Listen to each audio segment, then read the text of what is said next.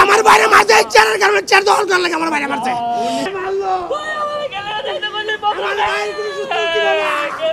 আমার বাইরে মারছে রাজনীতি আমার বাইরে রাজনীতি প্রতিহিংসা মারছে এই দেশে আমার বাইরে কোনো সূত্র ছিল না। যখন ও গুলি খায় 10 মিনিট আগে আমার ওর সাথে কথা হয়েছিল, কথার পর শুনি গুলি খাইছে, কিন্তু এতগুলি গুলি খাইছে আমি ভাবছি মানে বাঁচবো।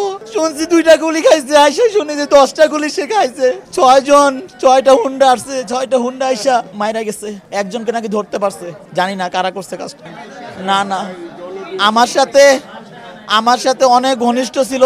গতকালকে আমার সাথে প্রোগ্রাম করছে, এর আগের দিনও প্রোগ্রাম করছে। মানে প্রতিদিন আমার অফিসে এসে বসে থাকতো, কিন্তু আমি কখনো শুনি নাই কারোর সাথে ওর ক্রাশ। 28শে অক্টোবর আন্দোলনের পর একসাথে আমরা গুলশান থেকে অ্যারেস্ট হয়েছি। 3টা মাস আমরা হাই সিকিউরিটি একটা রুমে ছিলাম। আমার বাইরে কোনো সূত্র ছিল না। আমার বাইরে মাত্র রাজনীতি প্রতিহিংসার কারণে আমার বাইরে মারছে চেয়ারের কারণে চেয়ার দখল করার লাগে আমার বাইরে মারছে। এইটা 100% আমার বাইরে আমার সামনে গুলি করতে আমি গেলাতে দেখতে আমার বাইরে গুলি করতে। ইউনিভার্সাল কার্ডিয়াক হসপিটাল, আপনার হৃদয়ের আরো কাছে। আমি ভাই ওনার জনপ্রিয় এত ভাই একটা মিছিল ডাক দিলে বললে ওদের যুবদল 4-5,000 10,000 লোক বেড়ে ভাই এর পিছে। এই কারণে আরে মারতে ভাই এই চেয়ারটার কারণে ভাই এই চেয়ারে এসে তুলে দেবে।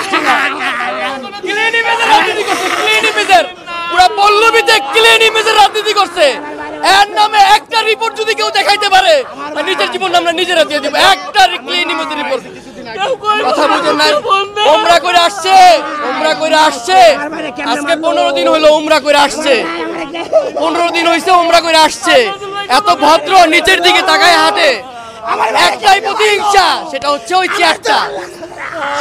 ওই চেয়ারটাই দরকার ছিল।